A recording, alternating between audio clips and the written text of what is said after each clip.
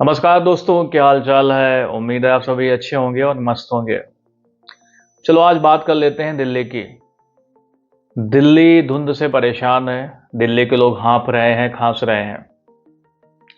ये कोई इस साल की तस्वीर नहीं है, हर साल ऐसा ही होता है। जब भी ठंडियों की शुरुआत होती है तो दिल्ली का कुछ ऐसा ही हाल हो जाता है। उसका परिणाम ये होता है कि बहुत सारी आर्थिक गतिविधियां ठप हो जाती हैं, स्कूल कॉलेज बंद कर दिए जाते हैं, जैसा इस बार किया गया है। अब सवाल ये खड़ा होता है कि इस समस्या का समाधान क्या है। पहले लेवल का जो समाधान है वो शुरू हो गया है। सुप्रीम कोर्ट ने अपना सख्त रवैया दिखाया है।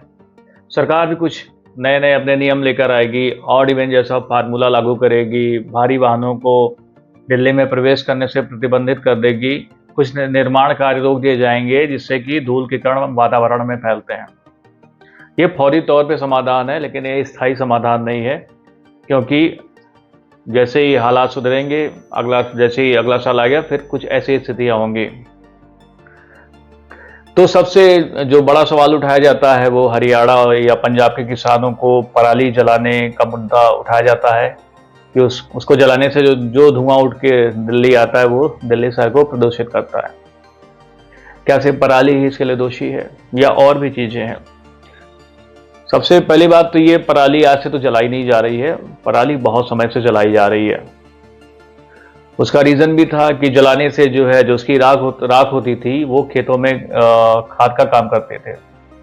लेकिन सब एक संतुलित सिस्टम से हुआ करता था। दुनिया में सब कुछ एक संतुलन था। कैसे था कि जो भी कार्बन डाइऑक्साइड वगैरह पराली जलने से उठता था तो पेड़ पौधे उसको सोख लेते थे और उसको अपने लिए उपयोग करते थे। अब समस्या ये है कि पेड़ पौधों की संख्या कम होती जा रही है। धीरे धीरे पेड़ काटे जा रहे हैं। जहां 100 पेड़ थे वहां 50 पेड़ हो गए हैं। लेकिन ये जो धुआं उगलने वाली चीजें हैं ना, वो लगातार बढ़ रही हैं। जहां 40 कारें चलती थी वहां 500 कारें चलती है। तुलनात्मक रूप से बहुत बड़ा अंतर पैदा होता जा रहा है। तो इस कार्बन को सोखेगा कौन?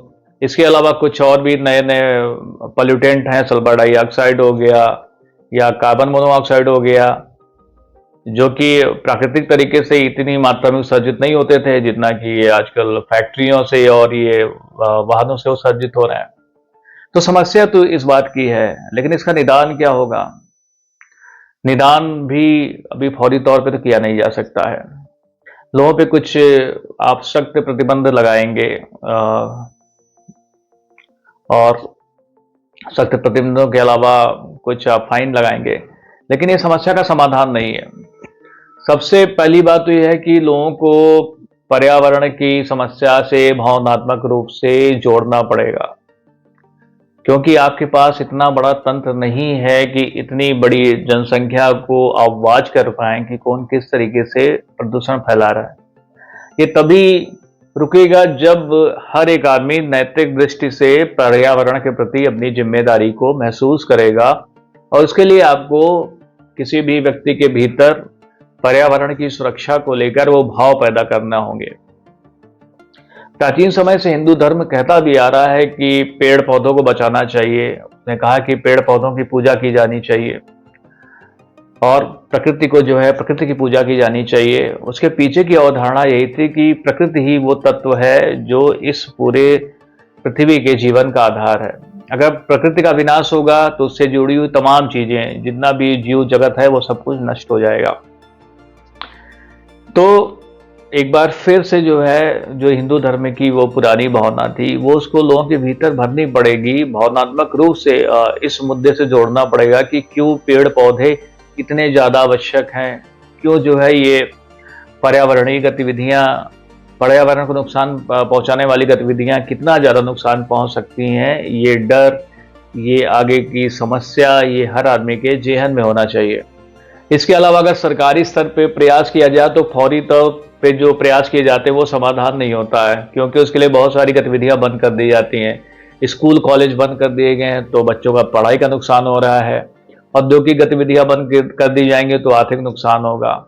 समाधान ये कि ज्यादा से ज्यादा ये प्रदूषण फैलाने वाले जितने भी तंत्र हैं, उनके मैकेनिज्म को इस प्रकार विकसित किया जाए कि वो नॉन पॉल्यूटेंट हो जाए, यानी कि ग्रीन टेक्नोलॉजी का प्रयोग किया जाए।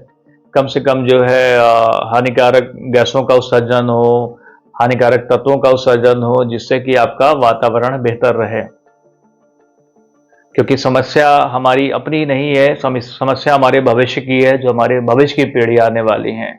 हम उनको किस तरह का वातावरण या किस तरीके का पर्यावरण देकर जाएंगे, ये बात व्यक्ति के जेहन में होनी चाहिए। क्योंकि आने वाली जो भी पीढ़ी है, अगर हम कोई गलती करते हैं तो उनका कोई दोष नहीं है कि उसको गलती का भुगतान करें। तो पर्यावरण के प्रति जो है अपनी जिम्मेदारी को समझें, उसके प्रति अपनी निष्ठा को व्यक्त करें। ज़्यादा से ज़्यादा जो है पेड़ पौधे लगाने का प्रयास करें, उनको नुकसान कम पहुंचाने का प्रयास करें। इधर उधर कूड़े को जलाए नहीं, धूल की तरह फैलाए नहीं। अगर अगर आदमी, हर एक आदमी छोटा छोटा अपना प्रयास करता है, तो अगर बड़े कैनवास पे देखें तो ये बहुत बड़ा प्रयास होता है। वहां सरकार के प्रयास आपको इतने छोटे दिखाई देंगे जहां आपका प्रयास इतना बड़ा होगा। तो सरकार के साथ ही साथ आम आदमी व्यक्तियों से भी अपील है कि वो अपनी पर्यावरण के प्रति जागरूकता दिखाएं। बस इसी के साथ मैं इस वीडियो को खत्म कर रहा हूं। धन्यवाद।